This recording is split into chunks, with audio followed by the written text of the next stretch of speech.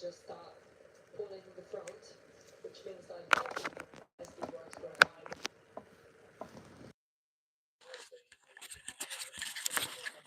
On the Crypto squad and the UAE cruising along in the breakaway, very close to each other. Little Jacob squad starting to move up a little bit as well. We have options aplenty. Well, very specific option you'd have to say, but Georgia Baker is quite impressively managed to be 7th in the first 2 stages. Don't think she'd be trying to repeat that. He's going for 7th. She really wants to get the win.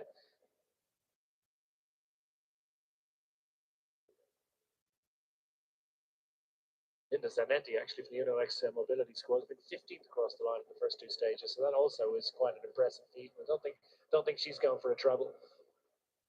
No, she for sure like hoped for something more. Like she doesn't live so far from where I live, and sometimes like we catch up, and she was hoping for better results, of course. And so far she didn't probably got what she was hoping for here at the UAE Tour. But the season is still long, and she will be able to catch some wins, some placings in the top 10, top 5. I think she will be able to do it. Yeah, will it be for Atosalo or will it be for Zanetti? You would imagine they'll set up for Zanetti today after Atosalo's little interest in showing in the break. As we see the UNOX mobility squad down towards the back of the peloton at the moment in those red jerseys with the yellow flash. Finnish national champion, the white jersey, the blue cross is the aforementioned Atosalo. Anina Atosalo, to give her a full title. Moniker. In front of the race going fast in the peloton at the moment. Is that correct? I think consistently no, because the gap down to half a minute. Still something to try and retain. Inside 8 to go. Starting to wind up behind. Starting to route towards the sea again. Face it for Abu Dhabi breakwater. Yeah, the legs start to hurt for Nina Burton. She's been in the action for quite a few Ks now, and but the thing that I liked is that she never looked behind even once, not even when there was Castagna trying to chase down her. I mean, she keeps on doing the action with 7.6 Ks to go, and even though she barely holds 30 seconds now. Yeah, and what wind she had, or at least what wind there is out there, which is not significant, was to her favour up until just a few moments ago. And she's worked her way around to the right, and now it's pretty much, there's a little left and right wiggle in a couple of kilometres' time. But more or less from now on through to the finish line, it's more headwind than anything else. So yeah, it's going to be a battle with herself, but especially with the wind, as you said, as it changes, as it normally changes here in the last few Ks, 7 Ks. It's going to be hard to hold the distance. Beethoven, third across the line yesterday. Some dreams of glory today. Actually, to replicate that 3rd place, you might just take over that white jersey as well. So there's multiple considerations here.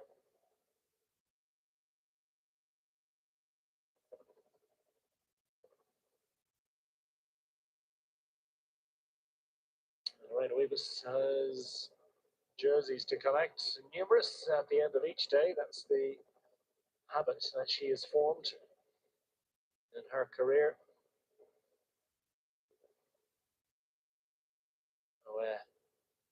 8 years long, just 26 years of age. Yeah, there was Hebelin that tried to convince Silvia Persico to go on and to pull, but Silvia Persico didn't want to. And you kind of understand that. Absolutely. You can understand her trying to encourage Persico. You can also understand Persico saying, no, we're going to leave it up to you. You keep winning all the races. We're not going to make it easy for you. Evelyn, it is who goes to the front. What energy she's got left. Herself and Femke Marcos. What a wonderful job they've done. The EF Education Oakley squad just setting up behind. They're not going to contribute here. They've got their rider Berton out front, but her moment, I think, out front is coming to an end. And inside 14 seconds, she's out of gas a little bit. That touch of a headwind, she'll know about it more than we do. And she'll feel just how almost futile at this point, but gloriously futile this effort has been. A beautiful, beautiful effort indeed it has been from Nina Berton. There's the kind of routes around to the right-hand side as we go across the bridge and into that final kilometre. We're seeing now Elisa Longo-Borghini trying to go to the front and trying to create a lead-out train for the sprint up Lara Gillespie. Yeah, Lisa Longo-Borghini happy enough just to make an effort in the wind here. She's her powers of recovery are significant, and she's confident that she'll still be in great shape for tomorrow's thrash up Jebel Hafid, and wants to contribute here. Stunning result it would be for the UAE Team ADQ squad, where they managed to put it all together. But the SD Work squad have looked absolutely rock solid so far this week. Not so many riders left now which are fresh, because at the moment Anna van der Breggen hasn't pulled so far. It's just Hebelin and Marcus have pulled the majority of the time. Gillespie moving up on the right hand side. She's got Megan Jastra up there, former junior world champion, just to assist her, and moving up towards the rest of her teammates. Lidl Trek squad just starting to move into position as well. Those familiar yellow and red sleeves and the predominantly blue main jersey colour. The most one of the prettiest, I think, colour combinations you've got in world cycling. Lidl Trek, and they've got their rider Emma Norsgaard Bjerg to see what she can do about improving a 10th place finish from day one. It's a stage finish that she knows well as well. She's fourth across the line 12 months ago. Elisa Longo-Borghini now overhauls Nina Berton. We are as one, and inside 5 kilometres remaining, we're shaping up for the final finishing bunch kick that was anticipated at the start of the day. It's honours even between them all at the moment, and Elisa Longo-Borghini, we saw what a stunning pull she was able to give for this for the lead out for the UAE Team ADQ squad on day one, and what a great contribution it was indeed for that squad, and ultimately producing a second place finish for the team on the day.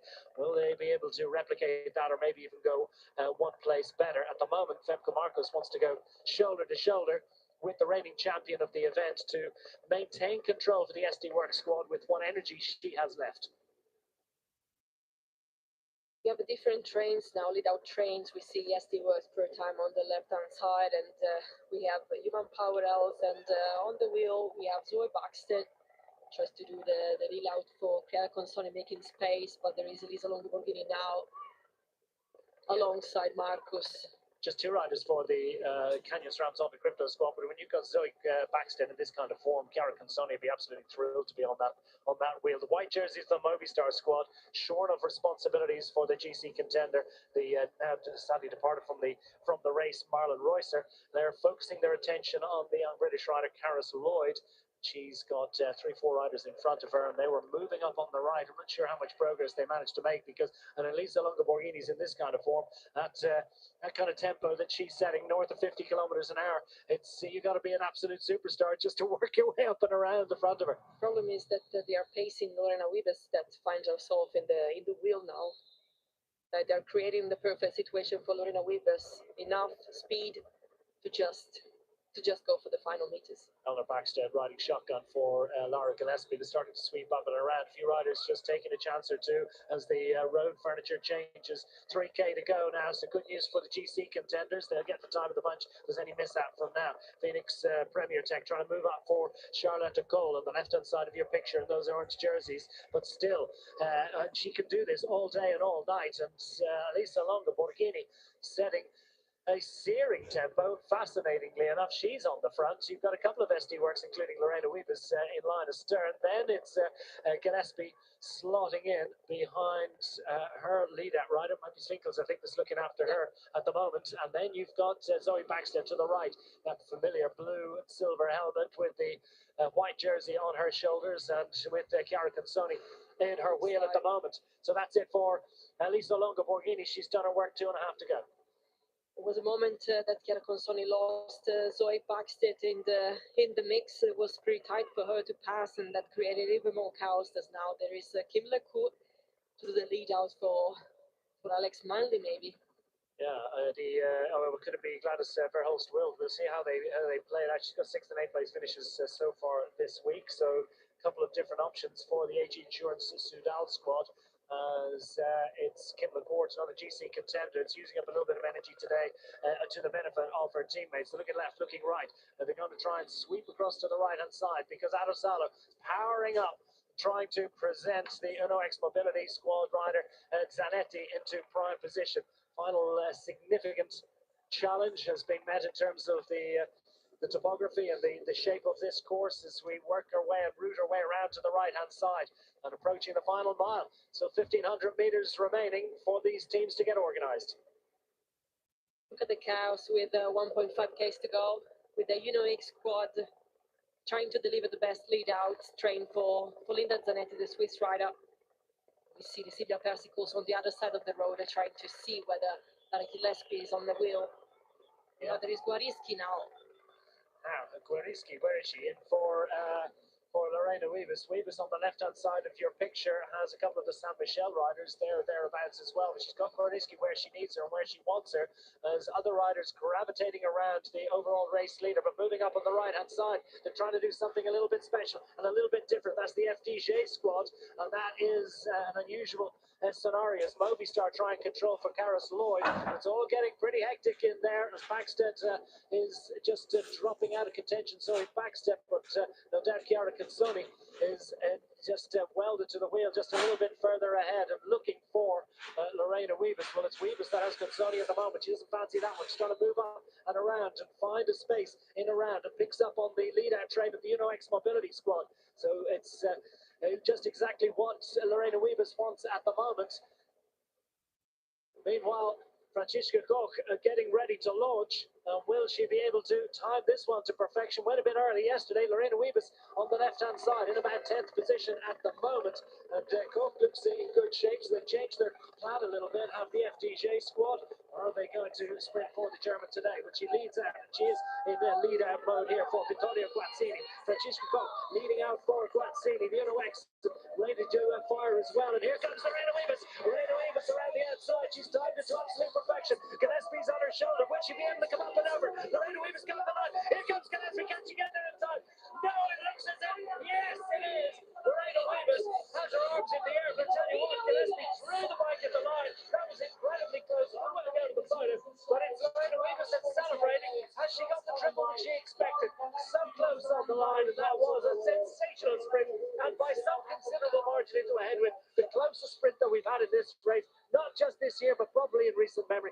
Lorena Wiebes really made to work for that one.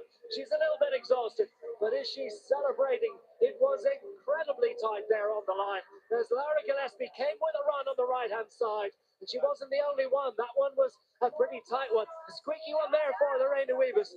And she gets a pat on the shoulders from Haberlin, and they're celebrating, but she knows just how close that was. Gillespie is Gillespie in second place for second successive year. It's third place finish for Amelia Dideriksen, Nika Veenhoven, no bonus seconds and fourth for her, ahead of Guazzini, Consoni, and the rest. That's what's coming up on our screen at the moment. It's Lorena Wiebes that has got the triple. It's actually 4 in a row if you count the final stage last year. Let's get a look at the overhead again.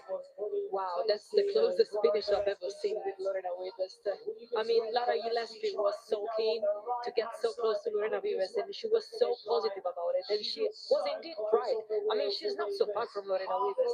That was the closest sprint finishes with Lorena Wiebes I've ever seen. Yeah, probably wasn't quite as close in the end. She got to, as you say, about a half a bike length in the end, threw the bike at the line. Now, Wiebes is celebrating, but she knows that, well, there are riders to challenge. Lara Gillespie, chief among them, for the second time this week. Irish rider just finding herself bested by the greatest of her generation, perhaps the greatest of all time in the sprints. Lorena Wiebes makes it 3 in a row. And that marks the 121st victory in the season. 1-2-1 and counting, yeah. 9 wins from 15 stages in this particular event as well. Well over half of the stages in the history of the recent history, it has to be said, brief history of the UAE Women's Tour have been won by this one.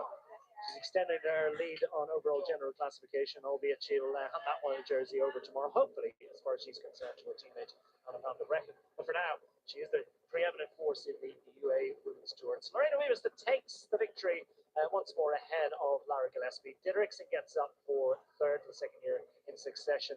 Veenhoven, Guazzini, Consoni, Baker, Cole, Verolst Wild and Coles Listers, the usual suspects in the top 10. They all managed to find a way through. Not too many riders will be disappointed. Well, they'll be disappointed maybe, but they'll be happy enough, I suppose, that they were able to contest the sprint. But it's way somehow she's always able to do it. Gillespie shaking her head.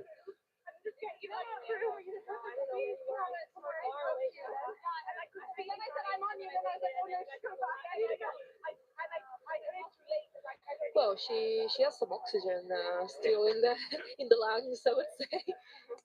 How quickly they recover. Yeah, Lorena, we was she looked sort of was Yeah, I mean, like, of course it wasn't close like a lot of Gillespie, but to me it looked like normally Lorena Witt was like wins by a bike or two bike lengths. I mean, it was as close as ever, as I remember.